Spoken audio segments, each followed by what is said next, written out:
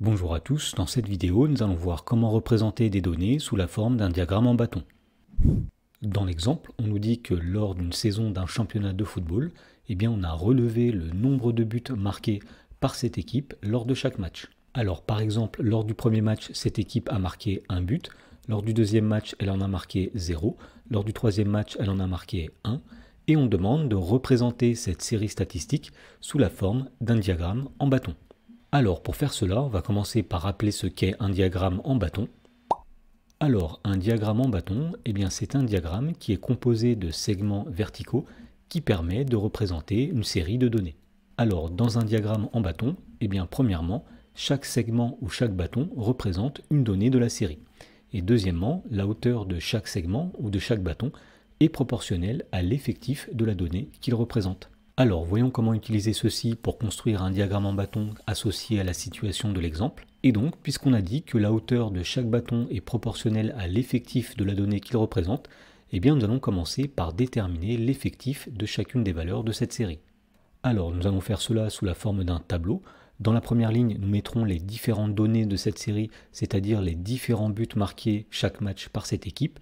Et dans la deuxième ligne, nous mettrons l'effectif associé à chacune de ces valeurs. Ensuite, on remarque que les différents nombres de buts marqués par cette équipe sont soit 0, soit 1, soit 2, soit 3, soit 4. Ce seront les valeurs que nous allons mettre dans la première ligne, donc 0, 1, 2, 3 ou 4. Ensuite, on va déterminer l'effectif associé à chacune de ces valeurs. Donc par exemple, commençons par déterminer l'effectif de la valeur 0, c'est-à-dire le nombre de matchs où il y a eu 0 but marqué.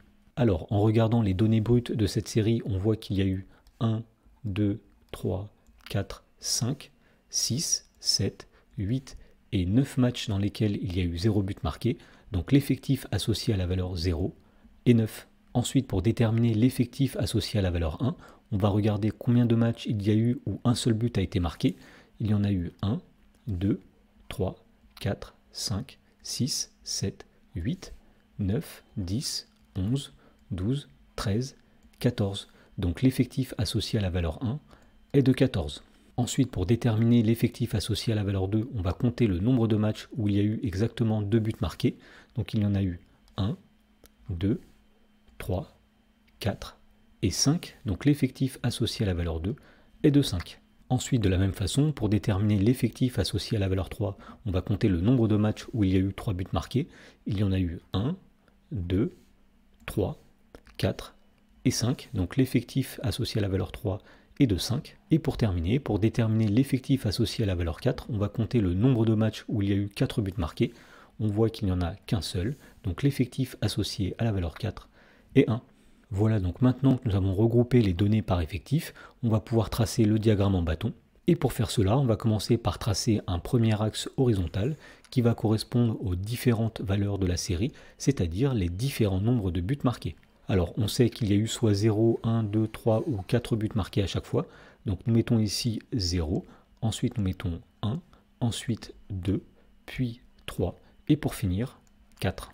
Ensuite, une fois que ceci est fait, on va tracer un deuxième axe qui sera un axe vertical et qui correspondra aux effectifs. Alors, puisque les différents effectifs vont de 1 jusqu'à 14, on peut graduer l'axe des effectifs en allant de 1 en 1, en partant de 1. Donc ici, nous mettons 1, puis 2, puis 3, etc. Et donc, une fois que ceci est fait, on va pouvoir tracer le diagramme en bâton associé à cette situation, c'est-à-dire qu'on va tracer des segments verticaux dont la hauteur est proportionnelle à l'effectif de chaque donnée qu'il représente.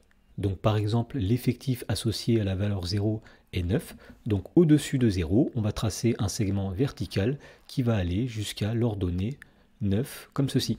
Ensuite, on sait que l'effectif associé à la valeur 1 est de 14, donc au-dessus de 1, on va tracer un segment vertical qui va aller jusque l'ordonnée 14, comme ceci. Ensuite, on sait que l'effectif associé à la valeur 2 est 5, donc au-dessus de 2, on trace un segment vertical qui va jusqu'à l'ordonnée 5, comme ceci.